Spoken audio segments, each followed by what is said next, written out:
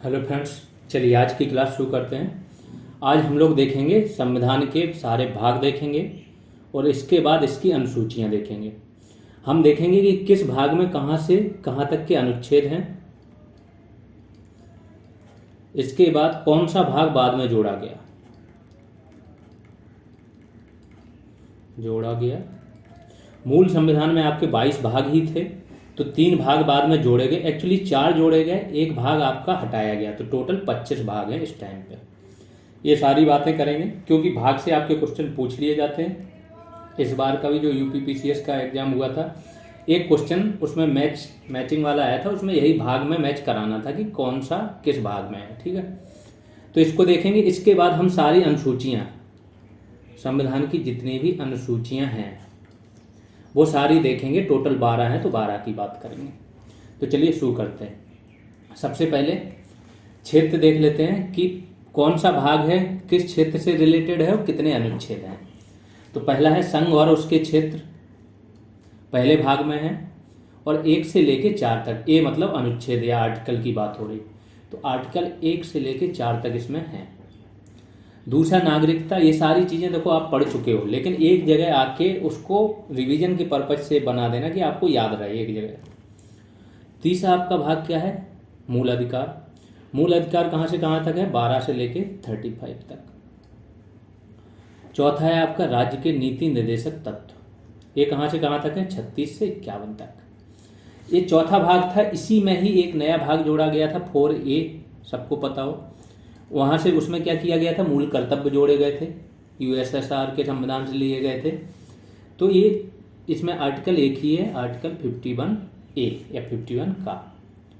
पांचवा भाग है वो संघ से रिलेटेड है और 52 से लेके 151 तक 99 इसमें अनुच्छेद है।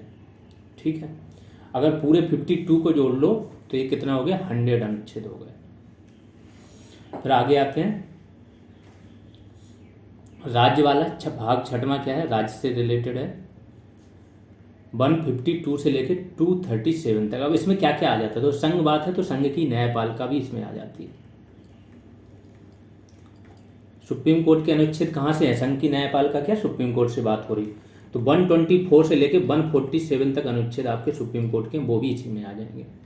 छठवां भाग है वो राज्यों से रिलेटेड है, तो राज्य और राज्य की न्यायपालिका मतलब हाई कोर्ट इसमें आ जाएगा 214 से लेके। ठीक है, तो 152 से लेकर 237 तक आपका राज्य है। भाग 7 क्या है, पहली अनुसूची के भाग खा के राज्य। एक्चुअली क्या है ना, पहले जो आपका स्वतंत्र हुआ था देश, उस टाइम पे अंग्रेजों ने राज्यों को अलग अलग डिवाइड कर रखा था। जो सबसे पहले जो डायरेक्ट उनके उसमें थे कंट्रोल में, उनको अलग नाम, 4 टाइप के उन्होंने ABCD करके राज्यों को डिवाइड कर रखा था। तो जो भाग खा के राज्य थे वो उसमें थे, इसको बाद में निरस्त कर दिया गया था एक संविधान संशोधन द्वारा। तो ये पार्ट आपका हटाया गया है 7 का, भाग खा के राज्य वाला पार्ट, और इसमें 4 पार्ट नए जोड़े गए, इसलिए 25 आपका वो है। 8वां क्या है, संघ राज्य क्षेत्र। संघ राज्य क्षेत्र मतलब यूटीज की बात हो रही है, यूनियन टेरिटरीज की। 239 से लेके 243 तक, खासतौर से जो यूटीज में आपकी विधानसभा बनी है 239A आपकी बात करता है किस चीज़ की, पौंडीचेरी विधानसभा की।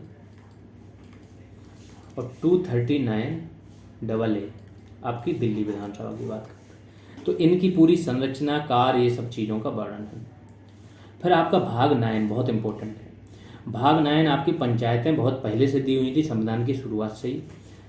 आर्टिकल क्या, 243 का, 243A से लेके 243 तक है इसमें। फिर ये नया भाग जोड़ा गया, ये भी एडिशन किया गया, प्लस एक ये जोड़ा गया था, तो ये नगर पालिकाओं से रिलेटेड है। 243 ता से लेके 243 छा तक। आगे आ जाते हैं, भाग 10वां आपका क्या है, अनुसूचित जनजाति क्षेत्र। एसटी, जो एसटी क्षेत्र हैं खासतौर से जहाँ पे पेशा एक्ट लागू है। इसके बाद जो आपके नॉर्थ ईस्ट के क्षेत्र हैं, 5वीं अनुसूची और 6ठी अनुसूची।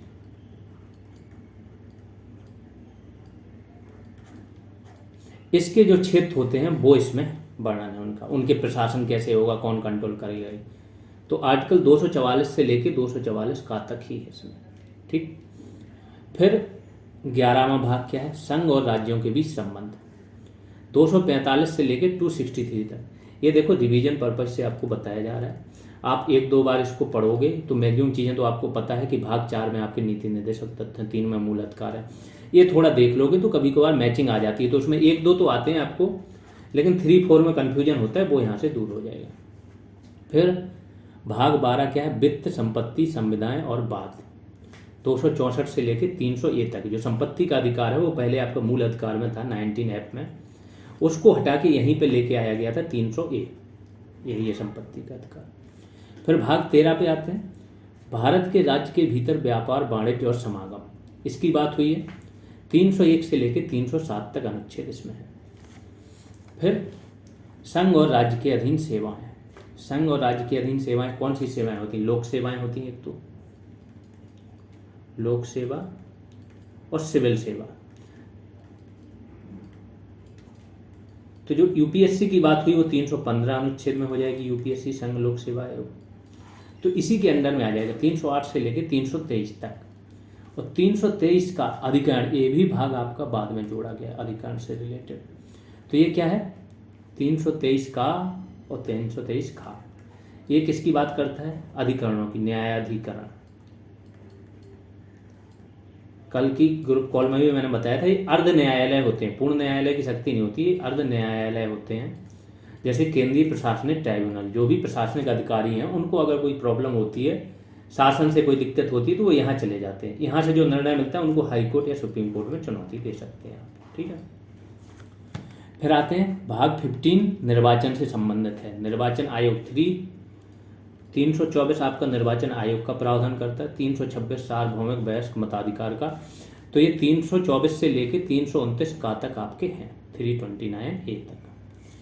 अब कुछ वर्गों के संबंध में विशेष उपबंध, ये आपके क्या है, भाग 16 में क्या है, 330 में। इससे 2-3 अनुच्छेद पूछे जाते हैं। 330 क्या है आपका, SC ST के लिए लोकसभा में आरक्षण, ठीक है। इसके बाद 331 था आपका ये, जो कि अब आगे नहीं बढ़ाया गया है, आंग्ल भारतीय जो होते थे, आंग्ल भारतीयों हेतु, जो अंग्रेज थे बाद में भारत में बसे रहे तो आंग्ल भारतीय कहलाए, ठीक है, भारतीय उनको नागरिकता मिल गई।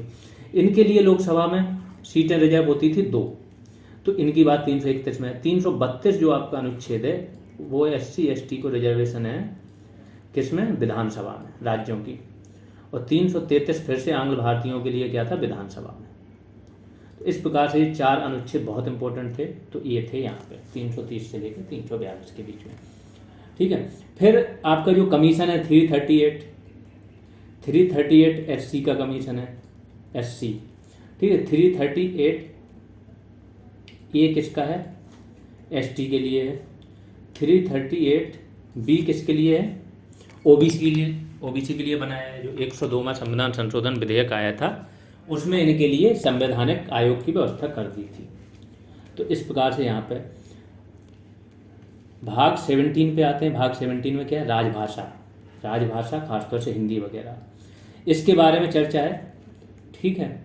इसमें एक बार देख लें, 345 ये गलत दिया है, 343 से शुरू हुए हैं, 343 से शुरू हुए 351 तक गया है, ठीक है। तो मेनली ये भाग ज़्यादा इंपॉर्टेंट है, भाग याद रखो। भाग 18 क्या है आपका, आपातकालीन उपबंध, कल ही इसके बारे में बात हुई है। तो जो भी आपातकाल लगते हैं वो भाग 18 में उनका वर्णन है, 352 से लेके 360 तक। फिर विकीर्ण करके एक है, उसमें बहुत सारी चीज़ें आ जाती हैं, जैसे राष्ट्रपति और राज्यपाल, इनको कुछ विशेषाधिकार दिए हैं, कुछ उन्मुक्तियां दी गई हैं, वो सब उनकी बात हो जाएगी, और भी सारी चीज़ों की आगे बात होगी। फिर भाग 20 बहुत इंपॉर्टेंट है, ये आपका संविधान संशोधन से रिलेटेड है, 368 अनुच्छेद इसमें है। फिर भाग 21 अस्थायी संक्रमणकालीन और विशेष उपबंध, ये बहुत इंपॉर्टेंट है, ये ध्यान रखना। ये क्यों इंपॉर्टेंट था, धारा 370 इसी में थी, और सिर्फ 370 ही स्पेशल स्टेटस नहीं देती है, 371A B C D ऐसे करके बहुत सारे हैं। नागालैंड को दिया गया है, अरुणाचल प्रदेश को, आसाम को, इसके बाद महाराष्ट्र है, विदर्भ वगैरह है, इन सबको दिया है, आपका गुजरात दिया है। तो इन सबको एक स्पेशल स्टेटस इस टाइप का दिया हुआ है कि इनके लिए जैसे एक आयोग अलग से बन जाएगा, कुछ स्वायत्ता अलग से दी गई है। क्यों दी गई है, क्योंकि जब इनको मिलाया गया था तो इनकी परिस्थितियाँ थोड़ी सी डिफरेंट थी, तो ये अस्थाई थे, लिखाई अस्थाई संक्रमणकालीन उपबंध थे, मतलब इनको कभी भी हटाया जा सकता था, लेकिन लोग 370 को क्या परमानेंट मान के बैठ गए थे, जबकि संविधान बनाते टाइम ही लिखा था कि अस्थाई संक्रमणकालीन और विशेष उपबंध है। फिर भाग 22 देख लेते हैं। इसमें क्या है, संक्षिप्त नाम है, प्रारंभ है, हिंदी में प्राधिकृत पाठ और निरसन है। ये सारे आपके भाग हो गए। तो भाग में नया ऐसे एस्टा में नहीं जोड़ा गया, ए में जोड़े गए, ए बी में जोड़े गए भाग, ठीक है। तो यहाँ पे सारे भाग देख लीजिए कौन कौन से नए जोड़े गए। भाग 4 का नया जोड़ा गया, भाग 9 का जोड़ा गया है, भाग 9B एक अलग से जोड़ा गया है, थोड़ा इसको भी ध्यान देना। 9B किससे संबंधित है आपका, society, cooperative societies, cooperative societies. तो एक जोड़ा गया, 2 जोड़ा गया, तीसरा 9 का जोड़ा गया और चौथा आपका 14 का जोड़ा गया। टोटल 4 जोड़े गए। एक आपका 7 वाला ये निरस्त किया गया पहली अनुसूची के भाग खा के राज्य, क्योंकि इसमें एक प्रक्रिया दी गई थी कि किस टाइप के राज्य होंगे, वो सारी चीज़ें खत्म कर दी। अब तो केवल क्या है, या तो यूटीज होते हैं या राज्य होते हैं। अब देखते हैं भारतीय संविधान की सारी अनुसूचियाँ देख लेते हैं 1 से लेकर 12 तक। अनुसूचियाँ दो, पहले प्रथम अनुसूची में क्या है, किस चीज़ का वर्णन है। इसमें भारतीय संघ के घटक राज्यों 28 राज्य एवं संघ शासित क्षेत्रों का उल्लेख है। तो 28 राज्य हैं इस टाइम पे, संघ शासित प्रदेश कितने हैं, 8 हैं। तो 28 राज्य और 8 यूटीज को, 1-2 यूटीज का इन्होंने विलय भी कर दिया है, ठीक है। तो 28 राज्य और 8 यूटीज का यहाँ पे उल्लेख है प्रथम अनुसूची में। द्वितीय अनुसूची क्या है, इसमें भारतीय राज्य व्यवस्था के विभिन्न पदाधिकारी कौन कौन से, राष्ट्रपति, राज्यपाल, लोकसभा के अध्यक्ष और भी जितने हैं, उपाध्यक्ष, राज्यसभा के सभापति, उपसभापति, विधानसभा के अध्यक्ष, उपाध्यक्ष, विधान परिषद के सभापति, उपसभापति, उच्चतम न्यायालय, उच्च न्यायालयों के न्यायाधीशों, भारत के कैग को प्राप्त होने वाले वेतन, भत्ते और पेंशन आदि का उल्लेख किया गया। तो सेकंड में क्या है, वेतन, भत्ते, पेंशन। थर्ड किससे रिलेटेड है, इससे आगे की चीज है वो कि इसमें विभिन्न पदाधिकारियों, राष्ट्रपति हो चाहे उपराष्ट्रपति हो चाहे सुप्रीम कोर्ट हाई कोर्ट के न्यायाधीश हो, इनके द्वारा जब ये शपथ लेते हैं तो उस शपथ का उल्लेख है कि ये कौन सी शपथ लेते हैं, पूरा शपथ उसमें लिखी गई। तो ये भी इम्पोर्टेंट है। अगला चतुर्थ अनुसूची देख लेते हैं। चतुर्थ अनुसूची किससे रिलेटेड है, इसमें विभिन्न राज्यों तथा संघीय क्षेत्रों की राज्यसभा में प्रतिनिधित्व का विवरण दिया है। इसमें राज्यसभा में कितनी सीट होंगी, सीटों की संख्या, इसका विवरण दिया हुआ है आपकी चौथी अनुसूची में। पांचवी अनुसूची, छठवीं अनुसूची, ये है आपकी एसटी क्षेत्रों के प्रशासन से संबंधित, ठीक है, दोनों। तो पांचवी में क्या है, इसमें विभिन्न अनुसूचित क्षेत्रों और अनुसूचित जनजाति के प्रशासन और नियंत्रण के बारे में उल्लेख है। पहले छठवीं समझ लो, फिर पांचवी समझ में आ जाएगी। छठवीं में 4 ही राज्य हैं, त्रिपुरा, असम, मेघालय और मिजोरम। इन 4 राज्यों के जनजाति क्षेत्र, क्योंकि यहाँ पे जनजातियाँ जो हैं बहुत ज़्यादा आदिम टाइप की हैं, बहुत ज़्यादा मात्रा में जनजातियाँ हैं, तो इनको एक अलग स्टेटस दिया गया है। यहाँ पे स्वायत्त क्षेत्रीय परिषदें होती हैं, मतलब राज्य में तो सरकार होती है और जो क्षेत्रीय परिषदें होती हैं उनको इतनी स्वायत्तता दी रही थी, उनका एक अलग से बजट होता है, अलग से कानून व्यवस्था होती है, अलग से नीतियाँ बनती है, हर चीज़ उनकी बनती है। क्षेत्रीय मतलब जिला लेवल की जिला परिषद होती है, कभी कभी जिला से भी छोटी हो सकती है अगर अलग अलग जनजातियाँ हैं तो ये है, इसलिए इनका छठवां अनुसूची में डाल दिया। बाकी बचे हुए जितने भी अनुसूचित क्षेत्र हैं, कौन, राष्ट्रपति, जो राष्ट्रपति होते हैं धारा अनुच्छेद 342 के तहत एक अनुसूचित क्षेत्रों की घोषणा करते हैं, एक सूची निकालते हैं, उसमें जिनका भी वर्णन है और जहाँ पे संख्या इनकी ज़्यादा है वो अनुसूचित क्षेत्र हो जाते हैं, और जिन जनजातियों का वर्णन है वो अनुसूचित जनजातियाँ हो जाती हैं। तो इन चारों के अलावा बाकी जो अनुसूचित क्षेत्र हैं उनके प्रशासन की बात 5वीं अनुसूची में हुई है। छठी हो गई बात, 7वीं की देख लेते हैं। इसमें केंद्र और राज्यों के बीच शक्तियों के बंटवारे के बारे में दिया गया है। इसके अंतर्गत 3 सूचियाँ, मतलब केंद्र और राज्यों को विषय दे दिए गए। तो केंद्र सूची, राज्य सूची और समवर्ती सूची। इसका वर्णन आपका कहाँ है, छठी अनुसूची, नहीं 7वीं अनुसूची में। अनुच्छेद 246 इसी से ही रिलेटेड है। सबके विषय हैं, केंद्र की सूची में आपके 100 विषय मिल जाएंगे, है ना, समवर्ती सूची में आपके 52 विषय हैं, राज्य सूची में, तो इस तरीके से सबके विषय हैं, ठीक है। संघ सूची, इस सूची में दिए गए विषय पर केंद्र सरकार कानून बनाती। संविधान के लागू होने के समय इसमें 97 थे, नहीं अब इसमें 100 है, ये थोड़ा डेटा पुराना है, ठीक है, तो 100 कर लीजिए। इस सूची में दिए गए विषय पर राज्य सरकार कानून बनाती है। राष्ट्रीय हित से संबंधित होने पर केंद्र सरकार भी कानून बना सकती है। संविधान के लागू होने के समय इसमें 66 थे, यहाँ पे भी करेक्शन कर लो, अभी 61 है, 62 नहीं। 5 विषय यहाँ के संविधान यहाँ पे चले गए संबंधित सूची में। इसके अंतर्गत दिए गए विषय पर केंद्र तथा राज्य दोनों सरकारें कानून बना सकती हैं, परंतु कानून के विषय समान होने पर केंद्र सरकार द्वारा बनाया गया कानून ही मान्य होता है। राज्य सरकार द्वारा बनाया गया कानून केंद्र सरकार के कानून बनाने के साथ ही समाप्त हो जाता है। और इसमें पहले 47 थे, 5 और जुड़े हैं, जो 42वां 42nd कॉन्स्टिट्यूशनल अमेंडमेंट एक्ट आया था 1976 में। 5 विषय इंदिरा गांधी ने यहाँ पे ले आए थे, कौन से?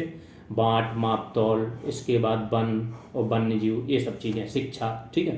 तो ये विषय अब यहाँ पे आपके 52 हो गए। थोड़ा सा और कुछ अपडेट हुआ हो तो एक बार इसको रीचेक कर लेना। अब आते हैं 8वीं अनुसूची। इसमें भारत की 22 भाषाओं का उल्लेख किया गया है। मूल रूप से इस अनुसूची में कितनी भाषाएं थी? 40। 1967 में सिंधी को और 1992 में कोंकणी, मणिपुरी और नेपाली को शामिल किया गया। 2004 में मैथिली, संथाली, बोडो, डोगरी, तो बोडो, डोगरी, मैथिली, संथाली, इन 4 भाषाओं को 2004 में शामिल किया गया था। तो अब टोटल कितनी? 22 भाषाएं हो जाएंगी। इसमें बोला जाता है संघ की भाषा या राज्यों की भाषा, तो जो भी राजभाषा है वो 8वीं अनुसूची में आ जाती है।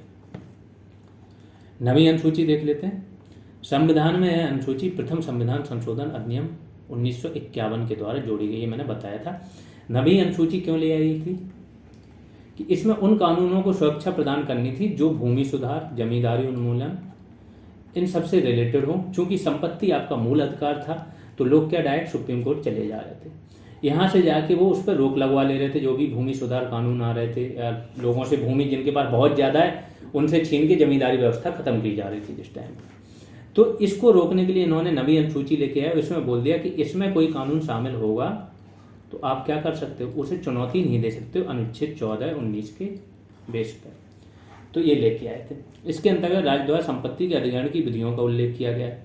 इस अनुसूची में सम्मिलित विषयों को न्यायालय में चुनौती नहीं दी जा सकती है। वर्तमान में इस अनुसूची में कितने 284 अधिनियम हैं। इसमें एक जो मैंने बताया था कि एक अधिनियम आपका तमिलनाडु गवर्नमेंट का 69% रिजर्वेशन वाला भी इसमें शामिल है। तो ऐसा नहीं कि सिर्फ भूमि सुधार संबंधी कानून है, और भी कानून है। 10वीं अनुसूची का भी 52nd वे संशोधन अधिनियम 1985 के द्वारा जोड़ी गई है। इसमें दल बदल से संबंधित प्रावधानों का उल्लेख। 11वीं अनुसूची, इस अनुसूची में 73वें संविधान संशोधन 1993 के द्वारा जोड़ी गई। इसमें पंचायती राज, ये जो मैंने बताया 11वीं और 12वीं, ये पंचायतों से संबंधित है, और ये आपकी नगर पालिका।